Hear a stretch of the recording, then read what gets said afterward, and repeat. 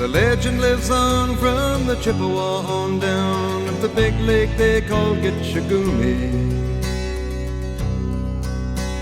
The lake, it is said, never gives up her dead when the skies of November turn gloomy. With a load of iron ore, 26,000 tons more than the Edmund Fitzgerald weighed empty. That good ship and true was a bone to be chewed when the gales of November came early. The ship was the pride of the American side, coming back from some mill in Wisconsin.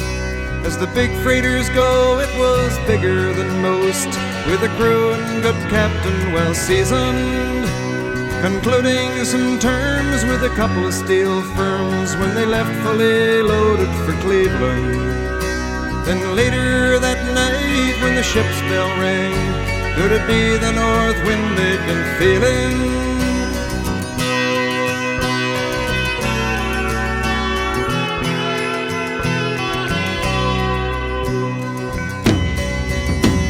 The wind in the wires made a tattletale sound, and the wave broke over the railing. And every man knew, as the captain did too, 'twas the witch of November come stealing. The dawn came late and the breakfast had to wait when the gales of November came slashing. When afternoon came, it was freezing rain in the face of a hurricane west wind.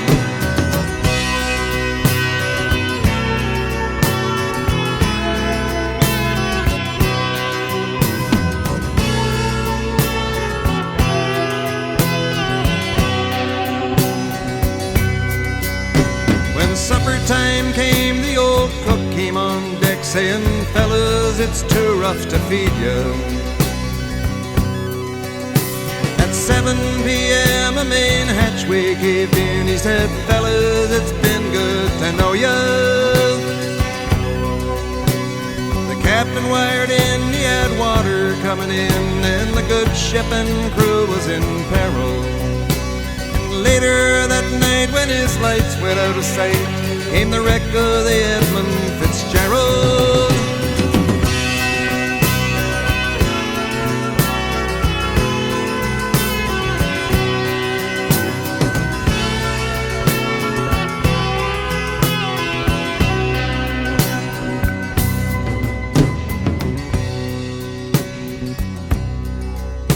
Does anyone know where the love of God goes when the waves turn the minutes to hours? The searchers all say they'd have made Whitefish Bay if they'd put 15 more miles behind her. They might have split up or they might have capsized. They may have broke deep and took water. And all that remains is the faces and the names of the wives and the sons and the daughters.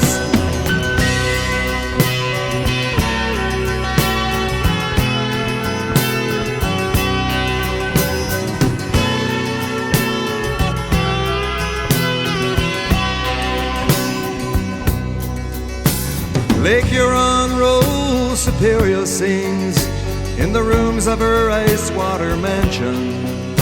Old Michigan steams like a young man's dreams. The islands and bays are for sportsmen. And farther below, Lake Ontario takes in what Lake Erie can send her. And the iron boats go, as the mariners all know, with the gales of November remembered.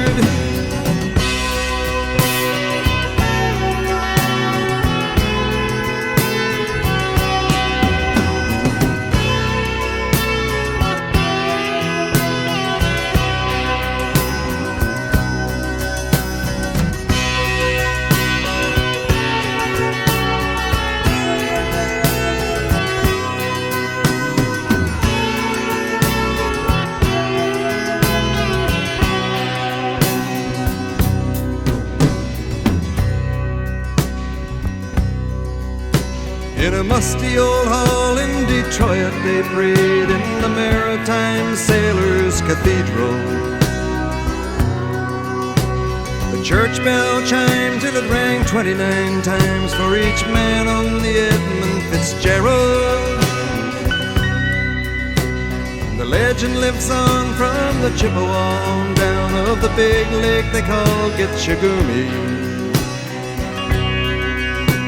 Superior, they said, never gives up her dead when the gales of November come early.